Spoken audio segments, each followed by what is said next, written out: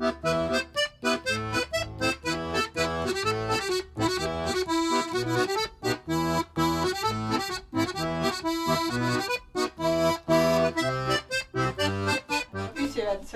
sul on väga hea tugev helü, et kus ta õige Seto Leelo laulmise helü on ja kus teda teete? Tuo helüman on niimoodi, et meil õgalütel ongi oma helü. Ja siis ka laulu saad ka niinku tassapa laulda.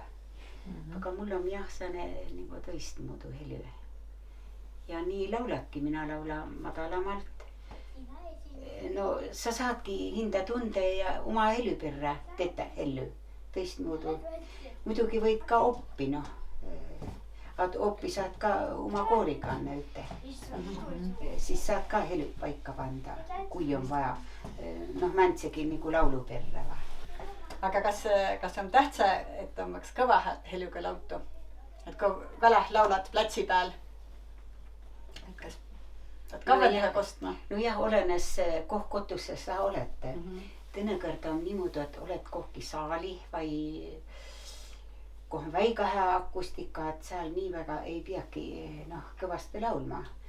Et seal tule vetkene tassõpa laulmisega ka kõlas veel paremini. Tassõpa laulde kuuled ka tõne tõist, kus tõne laul. Ja alati kah Leeloman ongi tuu tähtis, et tõne tõist ka kullelda. Et kuis tuu helü nagu nakaski kokku kõlama. Aga väläh ja mäe peal laulmine või? No kuis on mäe peal laulmine? Tule see Saarsa mäe peale, tule see Saarsa mäe peale. Kerä see Saarsa kengo peale.